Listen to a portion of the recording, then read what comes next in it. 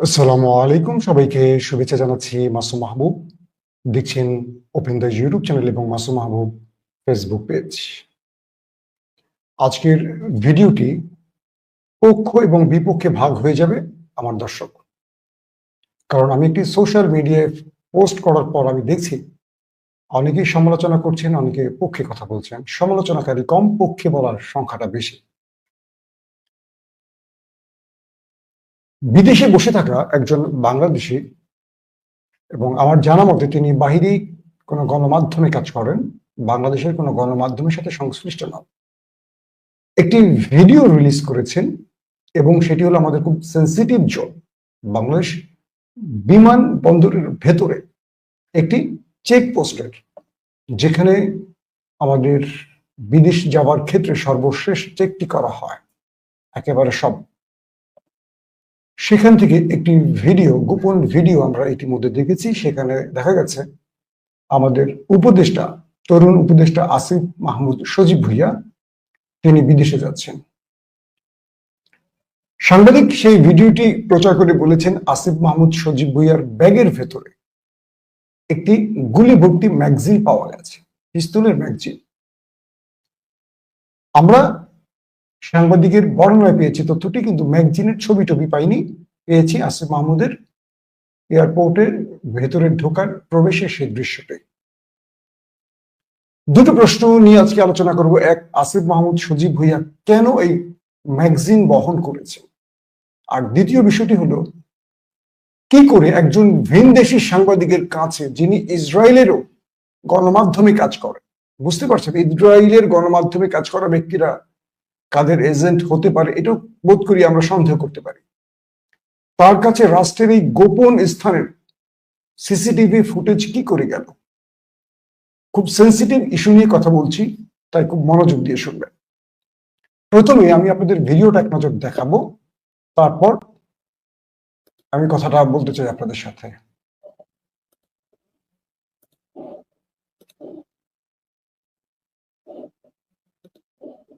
আপনারা দেখতে পাচ্ছেন আসিফ মাহমুদ সজীব ভুইয়া, তাকে চেক করা হচ্ছে। আমি ভিডিওটা আপনাদেরকে আবার একটু দেখাচ্ছি। আমাদের উপদেষ্টা আসিফ মাহমুদ সজীব ভুইয়াকে চেক করা হচ্ছে। এই ভিডিওটি এয়ারপোর্টের ভেতরে যারা বিদেশ যান বা বিমানে চড়ে কোথাও যান তারা জানেন যে এভাবে চেক করা হয়। যদি আপনারা ভালো করে খেয়াল করেন যে এই ফুটেজটি এয়ারপোর্ট বা বিমানবন্দরের ভেতরে যারা দায়িত্বে থাকেন, সেই কর্তব্যরত ব্যক্তিরা কি করে বিদেশে থাকা একটি ভিনদেশী সাংবাদিকের হাতে তুলে দিতে পারে। আবার ফুটেজটা আমি আরেকবার আপনাদের দেখাই।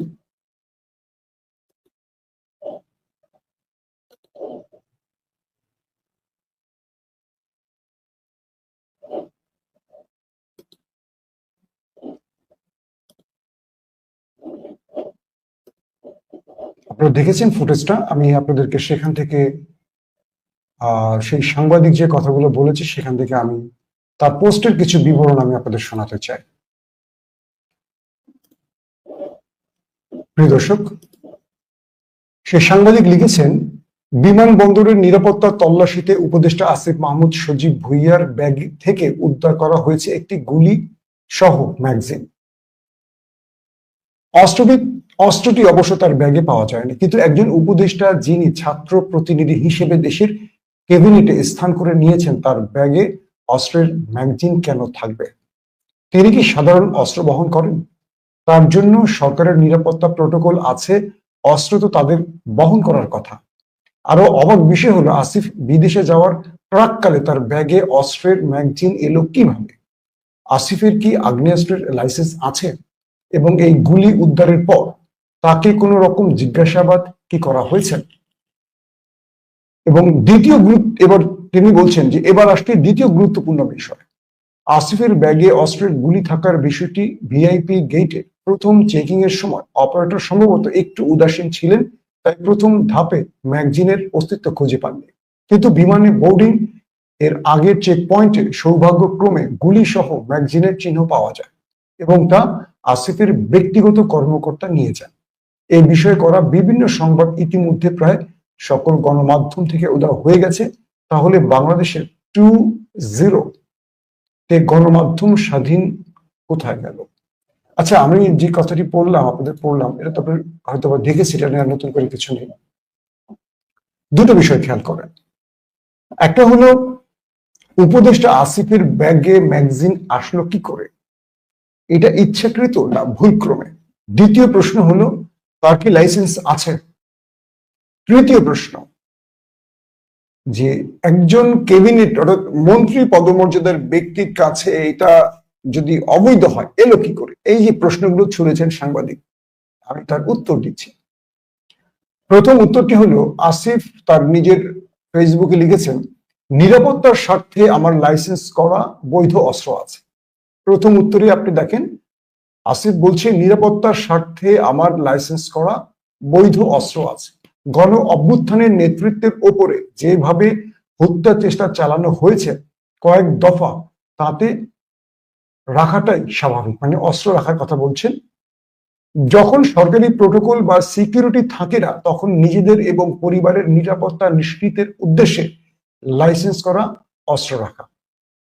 এটি আসিফ নিজে বলেছেন এবং বলেছেন মরক্কোর মারাকেশ অনুষ্ঠিত মানে ওয়াইসি ইউথ ক্যাপিটাল ইন্টারন্যাশনাল প্রোগ্রামে অংশগ্রহণের জন্য আজ ভোর 6:50 ফ্লাইট ছিল। ভোরে প্যাকিং করার সময় অস্ত্র সহ একটি ম্যাগাজিন রেখে আসলেও ভুলবশত আরেকটি ম্যাগাজিন ব্যাগে রয়ে যায়। তার মানে তার কাছে একাধিক ম্যাগাজিন ছিল, তো তিনি সেই ম্যাগাজিন এবং পিস্তলটা বা অস্ত্রটা বাসায় রেখে আসলেন। যেহেতু দুটো ছিল, একটা ভুলবশত তার ব্যাগে করে চলে এসছে। ভোরে প্যাকিং করার সময় অস্ত্র সহ একটা ম্যাগাজিন রেখে আসলেও ভুলবশত আরেকটি ম্যাগাজিন ব্যাগে রয়ে যায়, যেটা স্ক্যানে আসার পর আবার প্রোটোকল অফিসারের কাছে হস্তান্তর করে আসে। বিষয়টি সম্পূর্ণ আনইনটেনশনাল। শুধু ম্যাগাজিন দিয়ে আমি কি করব? তিনি লিখছেন, শুধু ম্যাগাজিন দিয়ে আমি কি করব?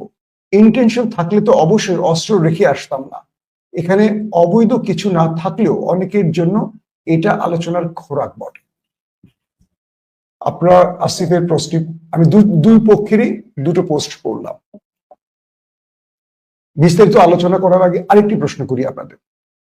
আসিফ নিজে বলেছেন যে তার অস্ত্রের লাইসেন্স আছে, এবং আমার প্রশ্ন হলো, যদি আসিফের অস্ত্রের লাইসেন্স থাকে, সেক্ষেত্রে ভুল করে যদি একটি ম্যাগাজিন তার ব্যাগে চলে আসে, প্রথম কথা, সে কোনো সাধারণ জনগণ না, সে রাষ্ট্রের একজন উপদেষ্টা। একজন উপদেষ্টা ভুল করে একটি ব্যাগে ম্যাগাজিন নিয়ে এসছেন এবং সেটি সে সঙ্গে সঙ্গে তার প্রোটোকল অফিসারের কাছে জমা দিয়ে দিয়েছে। প্রশ্ন হলো, লাইসেন্স করা পিস্তলের ম্যাগাজিন তার ব্যাগে ছিল, এখানে অপরাধটা কোথায়? অবৈধ তো না। উক্ত সাংবাদিক বা কথিত সাংবাদিক, তিনি কি আসিফের এই বিষয়টি ফেসবুকে লেখার আগে একবারও তাকে ফোন করেছেন বা টেক্সট করে জিজ্ঞেস করেছিলেন যে অস্ত্রের লাইসেন্স আছে কিনা? 2 নম্বর, আমাদের সার্জিস, হাসনাত সহ অনেকের উপর একাধিকবার হামলা হয়েছে। আপনারা জানেন সেই খবরগুলো, তাদের গাড়ির উপর ট্রাক উঠে গেছে, তাদের উপর অ্যাটাক করা হয়েছে। অনেক জায়গায় আমরা মাঝখানে দেখেছি যে আন্দোলনরত অনেক ছাত্রকে টার্গেট কিলিং করা হয়েছে। এগুলো নিয়ে আমরা অনেক কথা বলেছি।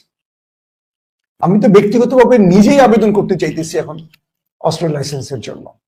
দেশের যে পরিস্থিতি, বিদেশটা একরকম, দেশের তো আরো অবস্থা খারাপ। তো এখানে আসিফের দোষটা কোথায়? প্রথম কথা। দ্বিতীয় কথা আসছি, তার আগে আমি আসিফের আরেকটি ফেসবুক পোস্ট করি, যেটা কিছুক্ষণ আগে। এই প্রশ্নটি আমি সোশ্যাল মিডিয়া, আমার ফেসবুকে আজকে তুলেছিলাম। আসিফ লিখেছেন, গতকালের ঘটনা এটা বুঝতে পারলাম যে পিস্তল কেন মিসাইল সাথে রাখলেও আপনি কেউ নিরাপদ নই। যেভাবে মুহূর্তের মধ্যে দেশের প্রধান ইন্টারন্যাশনাল এয়ারপোর্টের সিসিটিভি ফুটেজ এজেন্সির মাধ্যমে বিদেশে অবস্থানরত কারো হাতে পৌঁছে গেল, তার রীতিমতো ভয়ঙ্কর। খেয়াল করবেন, এরা চাইলে যে কোনো দেশি বা বিদেশি সন্ত্রাসী গোষ্ঠী, গুপ্ত হত্যাকারী কিংবা বিদেশি গোয়েন্দা সংস্থার কাছে আমাদের real time location, schedule, sensitive information সহ অর্থ কিংবা স্বার্থের বিনিময়ে যে কোনো কিছু পাচার করে দিতে পারে। এটা অনেক বড় অভিযোগ। এটা হলো আজকের এই লাইভের প্রধান আলোচনার বিষয়। আমি রিপিট কথা দিয়ে আবার বলছি, আসিফ বলছেন এরা চাইলে যে কোনো দেশি বা বিদেশি সন্ত্রাসী গোষ্ঠী, গুপ্ত হত্যাকারী কিংবা বিদেশি গোয়েন্দা সংস্থার কাছে আমাদের real time location, schedule, sensitive information সহ অর্থ কিংবা স্বার্থের বিনিময়ে যে কোনো কিছু পাচার করে দিতে পারে। আমি সরকারে আছি, আমার সাথে যদি এমন ঘটনা ঘটতে পারে তাহলে সাধারণ নাগরিকদের জন্য পরিস্থিতি কতটা ভয়াবহ হতে পারে তা সহজে বোঝা যায়। এই তথ্য সন্ত্রাসীদের শাস্তি বাকি। রাষ্ট্রের গুরুত্বপূর্ণ একজন মন্ত্রী পদমর্যাদার উপদেষ্টা বলছেন যে তিনি কতটা অসহায়। আসিফ বলছেন যাদের দায়িত্ব শত্রুর উপর নজরদারি করে আমাদের জাতীয় নিরাপত্তা নিশ্চিত করা, তারা এখন নিজেদের সব শক্তি ও জনগণের অর্থ ব্যয় করছে দেশের নাগরিকদের উপর নজরদারিতে। বুঝতে পারছেন কাদের কথা বলছি? আসিফ টার্গেটেড চরিত্র হননে, লেজিট কিছু না পেয়ে উদ্ভট ও হাস্যকর বিষয় নিয়ে আক্রমণ করছে। দুর্ভাগ্যজনকভাবে গণ অভ্যুত্থানের কিছু তথাকথিত অংশীজন এবং হাসিনা পুত্রের বক্তব্যে এখন আর কোনো পার্থক্য থাকছে না। তবে আসার কথা হলো বাংলাদেশের জনগণ এখন পূর্বের যে কোনো সময়ের চেয়ে দুঃখিত তবে আসার কথা হলো বাংলাদেশের জনগণ এখন পূর্বের যে কোনো সময়ের থেকে বেশি সচেতন। গণ অভ্যুত্থানের নেতৃত্বের সাথে অনাকাঙ্ক্ষিত কিছু ঘটলে কারা ঘটিয়েছে তা কারো বোঝার বাকি থাকার কথা না। আসেন দুটো বিষয় এবার আলোচনায় আসি আপনাদের সাথে। আসিফ তার এই পোস্টে ইঙ্গিত করে দিয়েছেন টাকার বিনিময়, মানে অর্থ কিংবা স্বার্থের বিনিময় যে কোনো কিছু পাচার করে দিতে পারে একটি গ্রুপ, এবং বলা হয়েছে যাদের উপর আমাদের এই জাতির নিরাপত্তার দায়িত্ব তারা এই কাজগুলো করছে, অর্থাৎ আমাদের এজেন্সিকে ইঙ্গিত করছেন। প্রশ্ন হলো যেই সাংবাদিক এই বিষয়টি তুলে আনছেন ফেসবুকে, তিনি ফেসবুক সাংবাদিক কিনা আমি জানি না, ফেসবুকে দেখেছি, তার কোনো গণমাধ্যম এরকম আমার জানা মতে নেই, দেখিনি। তার কাছে এই ভিডিও ফুটেজ কারা পাঠালো?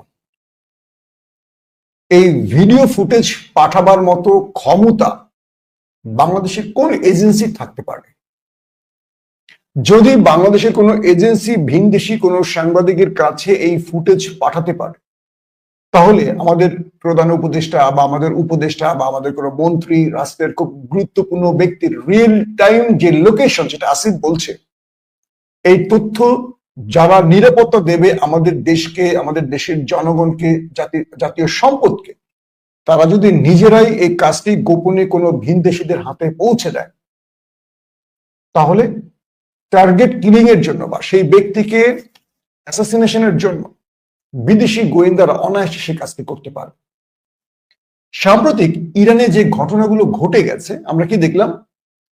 ইরানের 13 তারিখে দখলদাররা যখন আক্রমণ করে তার আগেই দেশের ভেতরে থাকা মোসাদের এজেন্ট, কারা এজেন্ট ছিলেন? রাষ্ট্রের গুরুত্বপূর্ণ ব্যক্তি, তারা সেনাবাহিনীর ইন্টেলিজেন্স, তারা সেনাবাহিনীর, তারা আইআরজিসির এবং তারা ভিন্ন ভিন্ন প্ল্যাটফর্মের, যেটা ইরান দাবি করছে। সেই সব ব্যক্তিরা যারা সেনা প্রধানের খুব কাছে ছিলেন, যারা আইআরজিসির প্রধানের খুব কাছে ছিলেন, যারা পরমাণু বিজ্ঞানীর খুব নিকটে ছিলেন, তারা এই রিয়েল টাইম লোকেশন লিক করে দিয়েছিল মোসাদের এজেন্টদের কাছে, এবং সেইভাবে দখলদাররা তাদেরকে 2000 মাইল দূর থেকে অ্যাটাক করে হত্যা করেছে। আবার কেউ কেউ ভেতরে জাস্ট নিজে হাতে গুলি করে মেরেছে। এখন বোঝেন ইরানের এই সংবাদটি শুনে আপনারা রীতিমতো অবাক হয়ে গেছেন। বাংলাদেশের পরিস্থিতি কোথায়? প্রশ্ন হলো আসিফ মাহমুদ সজীব ভুঁইয়া রাষ্ট্রের একজন গুরুত্বপূর্ণ উপদেষ্টা, মানে মন্ত্রী, তার এই ভিডিওটি কারা লিক করেছে? এটা বের করা খুব সিম্পল এবং সহজ একটি হিসেব। ওই সময় কারা ডিউটিতে ছিলেন? আসিফ মাহমুদ সজীব ভুঁইয়া যখন বিমানবন্দর থেকে বিমানে যাচ্ছেন ওই সময়টা কারা ডিউটিতে ছিলেন? সিকিউরিটি ইনচার্জ কে ছিলেন?